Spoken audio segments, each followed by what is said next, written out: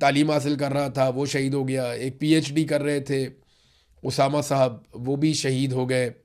एक एयरफोर्स का नौजवान है ऑफिसर, उसके वालिद भी शहीद हो गए। तो ये सारे आम लोग हैं जो शहीद हो रहे हैं। एक दो गोलियां लगी हैं कमांडर फारूक को। ये कमांडर फारूक जो हैं, इन्होंने माजी में एक बहुत बड़ा कारनामा किया था। जब इंडियन फोर्सेस दाखिल हो गई आज़ाद कश्मीर में और पाकिस्तानी फोर्सेस उनको नहीं रोक पाई, तो उस वक्त कमांडर फारूक ने, ये फारूक साहब ने अपने चंद साथियों के साथ मिलकर लोकली भारतीय फ़ौज का मुकाबला करना शुरू किया। और इन्होंने इतना शदीद मुज़ामत की और इतना ज़बरदस्त मुकाबला किया कि भारतीय फ़ौज को वापस मकबूजा कश्मीर की हदूद में धकेल दिया। और इन्होंने हिफाजत की आज़ाद कश्मीर के उस पूरे खित्ते की जिसके ऊपर कब्ज़ा करना चाह रहा था इंडिया। यानी जहाँ पाकिस्तान की फ़ौज बेबस हुई, वहाँ पे मकामी लोगों ने निकल कर हथियार उठाकर मुकाबला किया भारतीय फ़ौज का। उसके बाद ना इन्हें कमांडर फारूक का खिताब दे दिया गया।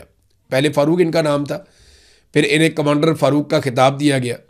फ़ौजी हलकों में इन्हें बहुत इज्जत की नज़र से देखा जाता था। लोग इनसे बहुत प्यार करते थे कि इन्होंने अपनी सरजमीन की हिफाजत के लिए भारत की एक ताकतवर फ़ौज का मुकाबला किया था अपने चंद साथियों के साथ। अब कमांडर फारूक को भी 2 गोलियां मारी हैं।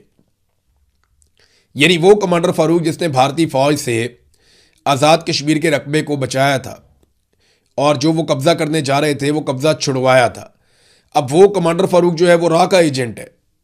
यानी ये पाकिस्तान की हुकूमत तो यही कहती है ना, बिलावल की जो हुकूमत है वो भी यही कहती है।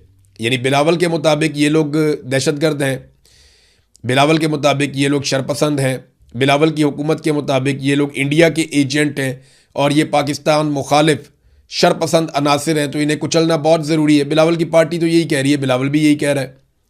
लेकिन दूसरी तरफ बिलावल इनके मुतालबात भी दोहराता है ताकि अवाम का वोट मिल जाए।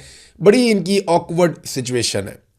जॉइंट अवामी एक्शन कमेटी को कलअदम भी रखा हुआ है, उनके मुतालबात के हक़ में बात भी करते हैं क्योंकि अवाम उन मुतालबात के साथ खड़ी है। बड़ी ऑकवर्ड सिचुएशन में, इतनी बुरी सिचुएशन में कभी किसी पार्टी को इलेक्शन लड़ना नहीं पड़ा। और जो बड़ी पॉलिटिकल पार्टी है जिसकी सबसे ज़्यादा वहाँ पे लोगों के अंदर जड़ें थी, वो पाकिस्तान तहरीक इंसाफ, वो पहले यहाँ पे हुकूमत भी कर चुके हैं, उन्होंने इलेक्शन का बाइकआउट कर दिया। जॉइंट अवामी एक्शन कमेटी ने फैसला किया था कि वो इलेक्शन लड़ेंगे, उन्होंने भी इलेक्शन का बाइकआउट कर दिया, वो भी नहीं लड़े। तो अब गेम जो है वो सारी हुकूमत के पास आ गई। पीपल्स पार्टी और PMLN ने मिलकर इलेक्शन लड़ना था।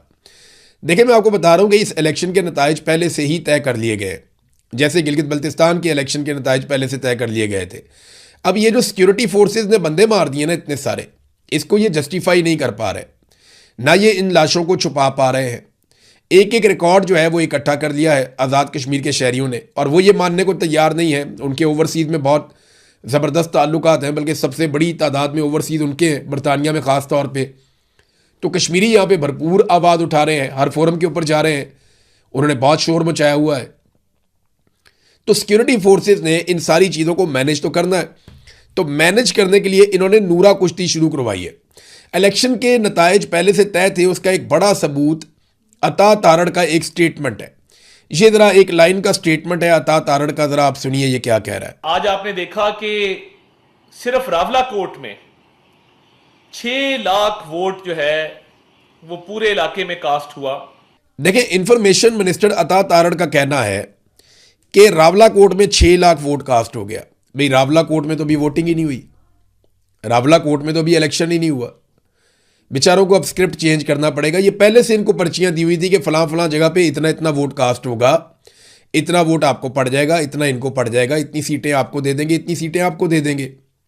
गिलगित बल्तिस्तान में हम हुकूमत दे देंगे बिलावल को और यहाँ कश्मीर में हुकूमत दे देंगे मरियम को, तो आप लोग दोनों खुश रहेंगे। एक हुकूमत आप ले लें, एक हुकूमत आप ले लें, बस आपस में आप नूरा कुश्ती करते रहें। अब जब खून बह गया ना सिक्योरिटी फोर्सेस से, और वो बड़े पैमाने पे खून बह गया और आलमी सतह पे ये खबर भी आना शुरू हो गई, तो इस दबाव से निकलने के लिए बिलावल को और मरियम को ड्यूटी दी गई कि अब आप नूरा कुश्ती शुरू कर दें, जितनी ज़्यादा हो सकती है उतनी ज़्यादा नूरा कुश्ती करें। अब अंदाज़ा करें, मरियम कहती है कि पीपल्स पार्टी जो धांधली की बारीक वारदात की मास्टर है, धांधली का रोना रो रही है, क़यामत कितने बजे है, ये मरियम ने पूछा। अब बंदा पूछे, इसका पूरा टब्बर जो है वो जाली इलेक्शन में जीत कर आया हुआ है मरियम नवाज का। नवाज शरीफ यास्मीन राशिद से चारों शाने चित हुआ था, बेड़ा गर्क करके रख दिया था यास्मीन राशिद ने। फिर नवाज शरीफ को एस्टेब्लिशमेंट ने लास्टिक की शलवार पहना दी आधी रात को वहां का आरओ तब्दील करके।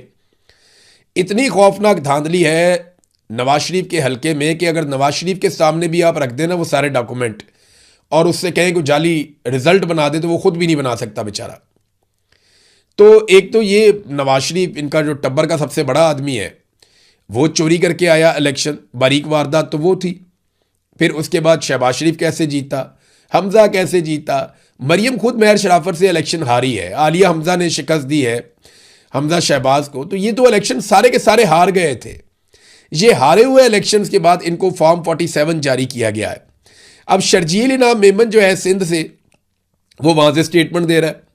वो कह रहे हैं जी कि ये आप नहीं, फॉर्म 47 का नशा बोल रहा है। क़यामत 2024 में आ गई थी जब खैरात में मैंडेट बंट रहे थे। तो ये मैंडेट तो सारों को मिले थे। अब ये और स्टेटमेंट आप सुने, फिर मैं आपको इनकी कहानी बताता हूँ।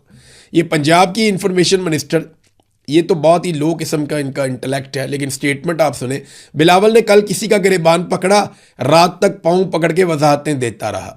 क्योंकि बिलावल ने कल स्टेटमेंट दिया था ना एस्टेब्लिशमेंट और रियासत के खिलाफ, तो बाद में रात को पाँव पकड़ के वजाहतें देता रहा टीवी चैनल्स पे बैठ के।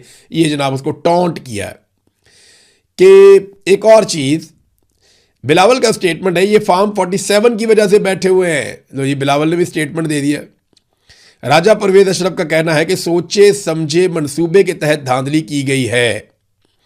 फिर शर्जील मेमन आता है, वो कहता है ऐसा भी हुआ है कि इलेक्शन में पोलिंग स्टेशन पर 110% तक वोट पड़े। ये जो हुआ था 2024 के इलेक्शन में, जब पीटीआई को निकालने के लिए आसिम मुनीर साहब ने पूरी गेम डाली थी। अच्छा, ये सारे एक दूसरे को कह रहे कि तू भी धांधली से आया, वो कह रहे तू धांधली से आया। ये नहीं बता रहे लेकर कौन आया। अब्बा जी का नाम नहीं लेंगे दोनों। बिलावल कह रहा है कि तुम्हें धांधली से लाया गया, ये नहीं बताएगा कौन लाया। उधर पीएमएलएन वाले भी कह रहे हैं कि तुम्हें भी धांधली से लाया गया, ये नहीं बताएंगे कौन लाया। ये कभी भी बूट वाली सरकार का नाम नहीं लेंगे। बूट को ये पॉलिश करते रहेंगे, आपस में ये कुत्तों की तरह कुत्तम कुत्ता रहेंगे। और इन्हें अभी हुक्म दिया गया है कि कुत्तों की तरह एक दूसरे से लड़ो ताकि अवाम को बेवकूफ़ बनाया जाए। लोग रोटी को चोची नहीं कहते। लोगों को पता है कि आप लोग अब कुत्तम कुत्ता हुए हैं, तो उसकी वजह यह है कि वहां पे इंसानों की जानें चली गई हैं। 200 लोगों को गोली मार दी है, कोई 31 लोग शहीद हो गए। तो एस्टेब्लिशमेंट अब ये चाहती है कि आप नूरा कुश्ती करके तवज्जो को हटाएं।